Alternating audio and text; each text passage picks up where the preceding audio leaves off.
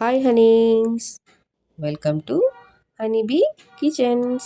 ఈరోజు మనం ట్రై చేయబోయే రెసిపీ మటన్ పులావ్. ముందుగా ఒక బౌల్లో శుభ్రంగా కడిగిన మటన్ తీసుకొని అందులో ఒక స్పూన్ కారం, ఒక స్పూన్ ఉప్పు, ఒక స్పూన్ గరం మసాలా పౌడర్, కొంచెం కొత్తిమీర వేసుకొని బాగా మ్యాగ్నేట్ చేసుకొని ఒక 1 అవర్ 2 అవర్స్ పక్కన పెట్టుకోవాలి.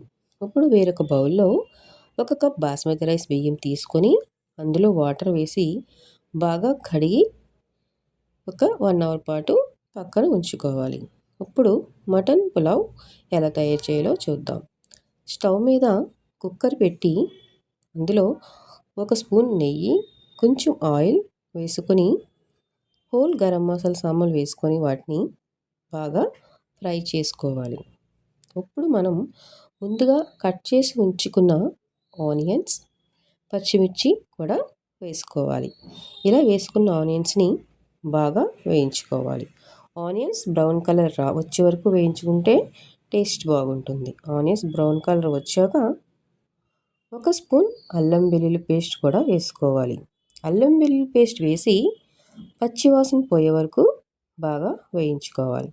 ఇప్పుడు మనం ముందుగా మ్యాగ్నేట్ చేసుకున్న మటన్ని ఇందులో వేసి హై ఫ్లేమ్లో బాగా టాస్ చేసుకోవాలి. ఇలా టాస్ చేసుకొని కొంచెం వాటర్ వేసుకొని కుక్కర్ మూత పెట్టుకొని ఒక 5 విజిల్స్ రానివ్వండి. ఇప్పుడు విజిల్ పోయిన తర్వాత కుక్కర్ మూత తీసి చూడండి. ఇప్పుడు ఇలా ఉంటుంది. ఇప్పుడు ఒకసారి కలిపి మటన్ మిశ్రమాన్ని బాగా కలిపి ముందుగా కట్ చేసి ఉంచుకున్న టమాటా ముక్కలు కూడా వేయించి బాగా కలపాలి. ఇలా కలిపిన మిశ్రమంలో ముందుగా నానబెట్టిన బాస్మతి రైస్ని కూడా ఇందులో వేసుకోవాలి. రైస్ వేసుకున్న తర్వాత కలుపుకోవాలి. బాగా కలిపితే రైస్ విరిగిపోతుందండి. అందుకే ఒకసారి చూసి బాగా కలిపెట్టాలి. ఇలా కలిపిన తర్వాత అందులో కొత్తిమీర అండ్ పుదీనా కూడా ఒకసారి వేసి కలపాలి. ఇలా కలిపిన తర్వాత ఒక కప్పుకి 1 కప్పున్నర వాటర్ తీసుకొని కుక్కర్లో వేసుకోవాలి. వేసుకొని బాగా కలపాలి. ఇలా కలిపిన తర్వాత కుక్కర్ మూత పెట్టి ఒక 1 ఆర్ 2 అవర్స్ విజిల్స్ రావాలి.